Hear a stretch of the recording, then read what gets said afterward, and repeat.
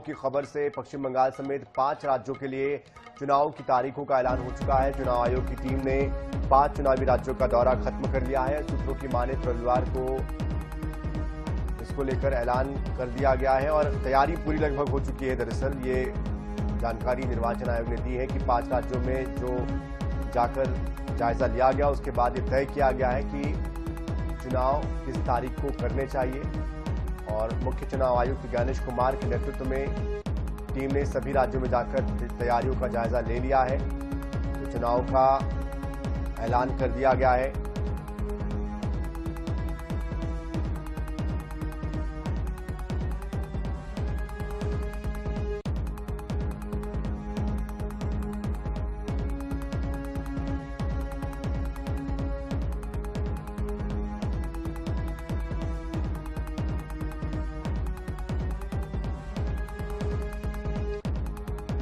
तो 5 राज्यों में चुनाव का ऐलान कर दिया गया है। बता दें आपको कि पश्चिम बंगाल में 2 चरणों में चुनाव होना है, जबकि बाकी जगहों पर केरल, असम, पुडुचेरी में, तमिलनाडु में एक ही चरण में चुनाव होना है और नतीजे हैं जो मई के महीने में आ जाएंगे। ऐसे में तैयारी चुनाव आयोग ने पूरी कर ली है। आने वाले समय में इसको लेकर राजनीतिक दलों की तैयारी कितनी है देखना होगा, क्योंकि चुनाव प्रचार के लिए जो वक्त है बहुत कम बचा हुआ है। बहरहाल रुक करते अगली खबर का। मिडिल ईस्ट में जारी तनाव की वजह से दुनिया भर में ऊर्जा संकट का खतरा मंडरा रहा है। भारत में भी एलपीजी संकट गहरा गया है। मध्य प्रदेश, उत्तर प्रदेश और छत्तीसगढ़ समेत कई राज्यों में सिलेंडर के लिए सुबह से ही गैस एजेंसी और गोदामों पर लंबी कतारें लगी रही। कई राज्यों में रविवार यानी कि आज के दिन भी गैस एजेंसियां खुली, तो कई इलाकों में गैस एजेंसियां बंद रही है। शहर शहर में कालाबाजारी को लेकर भी कार्रवाई की जा रही है। और इस बीच पेट्रोलियम प्राकृतिक गैस मंत्रालय की तरफ से बड़ा फैसला लिया गया है। कहा गया है कि घरेलू गैस कनेक्शन को लेकर यह आदेश जारी करते हुए कि जिन लोगों के घरों में पीएनजी कनेक्शन उपलब्ध है वहां पर एलपीजी कनेक्शन नहीं वो रख सकते हैं।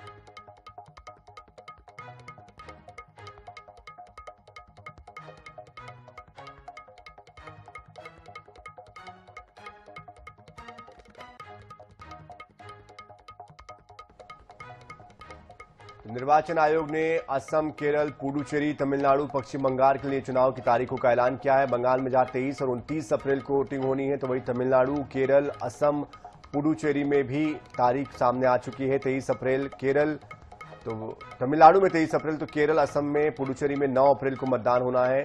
4 मई को नतीजे आ जाएंगे। मुख्य चुनाव आयुक्त ज्ञानेश कुमार ने इसके बारे में जानकारी दी है कि 5 राज्यों यूटी में 17.4 करोड़ मतदाता है। यहां पर 824 सीटों पर ये चुनाव होने हैं।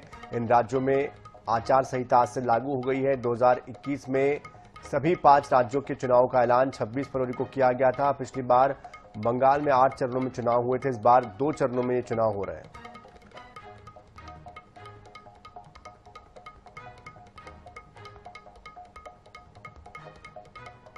तो पश्चिम बंगाल में 23 और 29 अप्रैल को वोटिंग होगी, जबकि 23 अप्रैल को तमिलनाडु में और 9 अप्रैल को असम, केरल, पुडुचेरी में मतदान होना है। 4 मई को नतीजे आ जाएंगे।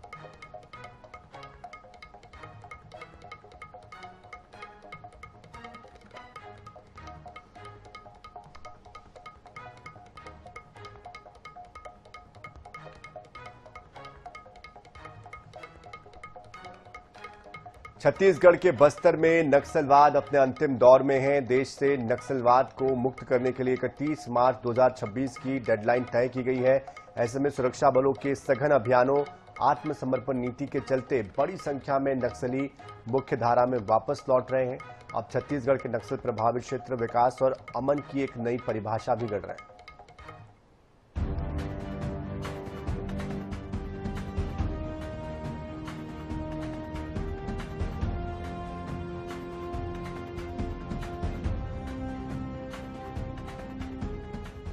सुकमा में आ गया है सुकून, अब नक्सलवाद का नहीं है नासूर। आम लोगों में दिख रहा उत्साह, क्षेत्र का होने लगा है विकास। तस्वीरें नक्सल प्रभावित सुकमा की हैं, जहां एक वक्त में लोग नक्सलियों के साए में जीने को मजबूर थे। सुकमा छत्तीसगढ़ का वो इलाका था जहां के जंगलों में चिड़ियों की चहचहाट कम और गोलियों की आवाज ज्यादा सुनाई देती थी। सालों तक सुकमा क्षेत्र में लाल आतंक का राज था, लेकिन आज की स्थिति में सुकमा की तस्वीर बदली हुई है। और अब नक्सल समस्या खत्म हो रही है ना? हाँ, कि खत्म हो गई है? खत्म हो रहा है सर अभी। खत्म हो रहा है जी। तो पहले कैसा था गांव और अब कैसा है? पहले और अभी में बहुत अंतर है सर। ऐसा जी। क्या अंतर आया है भैया? अभी तो सब एक सुविधा पूरा हो गया सर। अभी नक्सली का कोई यहाँ उतना प्रभाव भी नहीं है, पहले प्रभाव था। पहले प्रभाव था जी। जी हो रहा है सर विकास, अभी गली गली रोड भी जा रहा है सर। रोड जा रहा है जी शांति आई है? जी हाई है सर। अब किसी चीज का डर नहीं है ना? नहीं है सर अभी। कि कुछ है? तो सुना आपने, सुकमा क्षेत्र के ग्रामीण अब नक्सल के नासूर को जड़ से खत्म होता देख रहे हैं। सुकमा क्षेत्र के ग्रामीणों के चेहरों को देखिए, आपको इनकी आंखों में एक सुकून का एहसास होगा। साथ ही इनकी बात सुनकर आपको पता चल जाएगा कि अब सुकमा के लोग क्षेत्र के विकास और खुद के उज्जवल भविष्य को लेकर बेहद उत्साहित हैं। अभी क्यों नहीं है? नहीं है? नहीं नक्सली है इधर अभी? नहीं है। नहीं है? नहीं तो पहले नक्सली थे ना? पहले था है। 2017 में सीआरपी जवान लोग का नक्सली मारे थे। अच्छा, कितने जवान उसमें शहीद हुए थे? 25 जवान शहीद हो गए। योजना पहुंच रही है। पहुंच रही है। क्या क्या सुख सुविधाएं आप लोग को यहाँ पे नक्सल राशन समस्या? मिल रहा है, सब कुछ मिल रहा है। मार्च 2026 के बाद अब सुकमा के उन क्षेत्रों की भी दिशा बदल रही है जहां कभी नक्सलियों ने बड़ी घटनाओं को अंजाम दिया था। सुकमा के दोरनापाल से लेकर जगरगुंडा का वह रास्ता जिन गांव के लोगों में हमेशा भय हुआ करता था, अब गांव में शांति और सरकार की योजना पहुंच रही है। गांव के लोगों के चेहरे पे मुस्कान आ रही है। जो लोग घर से निकलने में डरा करते थे, आज बेफिक्र होकर अपने काम के लिए निकलते हैं। जिन रास्तों पर दिन में सन्नाटा रहता था, आज वो रास्ते रात में भी हलचल वाले बन गए हैं। नक्सल समस्या समाप्त होने के साथ साथ लोगों के जीवन में बदलाव आने लगे हैं। जहां एक समय नौजवानों की नक्सल संगठन में जाना मजबूरी हो गई थी, आज वहां के नौजवान सीआरपीएफ और डीआरजी में जाकर उन्हीं नक्सलियों के खिलाफ लड़ाई लड़ रहे हैं। ये सारे बदलाव अब सुकमा में देखने को मिल रहे हैं। नक्सलवाद के खात्मे से लोगों के जीवन में बदलाव आ रहा है। आपको बता दें कि ताड़मेटला और बुरकापाल, कांकेर लंका जैसे वो गांव जहां कभी नक्सली बड़े बड़े घटनाओं को अंजाम दिया करते थे। ताड़मेटला जहां 76 जवान शहीद हुए, बुरकापाल जहां 25 जवानों ने अपनी जान गंवाई, आज उन्हीं की शहादत का नतीजा है कि इन गांव में अब शांति आई और लोगों का डर खत्म हुआ है। जैसे जैसे समय आगे बढ़ता जाएगा, सुकमा के उन गांव के लोग भी शहरों के लोगों की तरह जीवन जिएंगे। इस तरह बात की खुशी सुकमा के लोगों के चेहरों पर साफ नजर आती है। Bureau report.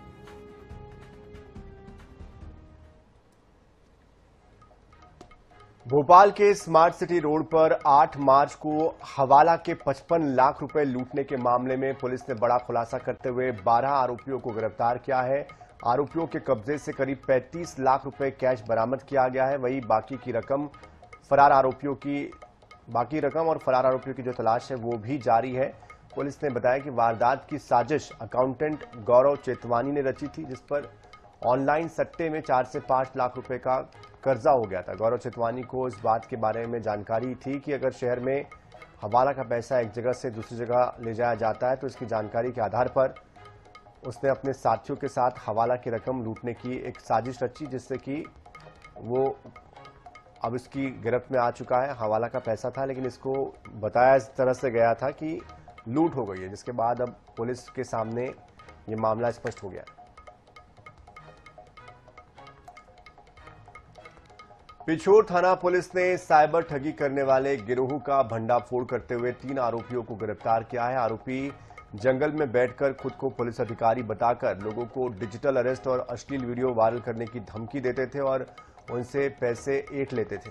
एसडीओपी प्रशांत शर्मा ने बताया कि ग्राम कछोआ के जंगल में दबिश देकर आरोपियों को पकड़ा गया, जबकि 3 साथी फरार हो गए हैं। आरोपियों के कब्जे से एक Santro car, 3 Android mobile phone जब्त कर लिए गए, जिनकी अनुमानित कीमत 4,10,000 रुपए बताई गई है। पूछताछ में सामने आया कि गिरोह अब तक करीब 1 करोड़ रुपए की साइबर ठगी कर चुका है। पुलिस फरार आरोपियों की तलाश में जुटी हुई है।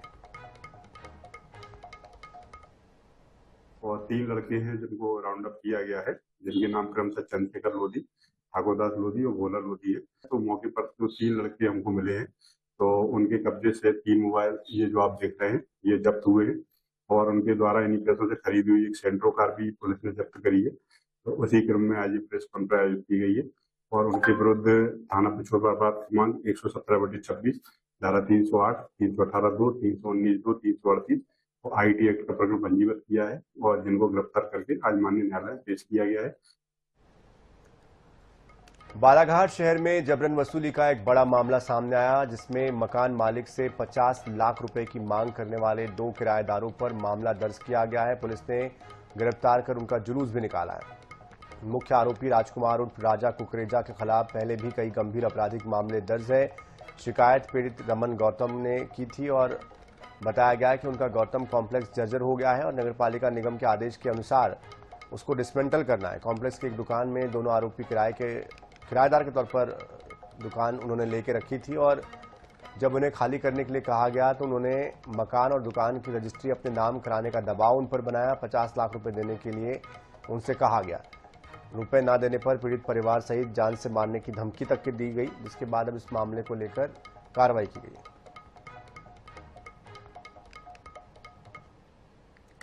मैंने इन दोनों से रिक्वेस्ट किया कि आप खाली कर दें, तो इनकी डिमांड है 42 लाख रुपए दोगे तब खाली करूंगा। इनकी डिमांड है कि 50 लाख रुपए दोगे तब खाली करूंगा। मॉम्स किचन वाले को चाहिए 50 लाख, धीरज जोतवानी को और राजा कुकरेजा को चाहिए 42 लाख रुपए। अब मैं इनको ये पैसे दूं तो ये खाली करेंगे। मैंने इनसे 2021 में 50,000 रुपए ब्याज पे पैसे लिया था 5% से। मैंने इनको ऑनलाइन पैसे भी रिटर्न कर दिया है। मेरे भाई के अकाउंट से पैसे गए और मेरे अकाउंट से गए। 5% का ब्याज भी दे दिया है। इनके पास मेरे चेक रखे हुए थे और एग्रीमेंट रखा हुआ था। मैंने बोली भाई साहब मैंने आपको पैसा दे दिया, आप मुझे चेक और स्टाम्प वापस कर दीजिए। इन्होंने नहीं दिया, बोले चलो ठीक है मैं बाद में दे दूंगा, टेंशन मत लो, घर की बात है। हमने चलो ठीक है, विवाद करने से कोई मतलब नहीं है। इनके विरोध में नमन गौतम के द्वारा शिकायत की गई है कि इनको इनका नाम राजा है, ये किराए पर लिए थे, लेकिन ये किराए के बाद इसको लगातार खाली भी नहीं कर रहे हैं। बहुत दिन हो गया और खाली करने के नाम से इन्होंने 50 लाख रुपए की मांग की, जिस पर से ब्लैकमेलिंग का केस बनाया गया। चूंकि उसकी अभी प्रकरण में पूछताछ चल रही है, अभी उसमें आगे की कार्रवाई उसमें जारी है। तो क्या 2 प्रतिष्ठानों पर कार्रवाई की जाएगी कि सिर्फ अभी अंजलि ट्रेवल्स? दोनों प्रतिष्ठानों पर कार्रवाई की जाएगी। छत्तीसगढ़ में वक्फ बोर्ड की करीब 7,000 करोड़ रुपए की संपत्तियों को डिजिटल करने का काम अपने अंतिम चरण में है। लगभग 90% से ज्यादा का संपत्तियों का रिकॉर्ड पोर्टल पर अपलोड कर दिया गया है। हालांकि इस प्रक्रिया के दौरान कई संपत्तियां अवैध कब्जे पर पाई गई है और इसके खिलाफ भी कार्रवाई की तैयारी की जा रही है।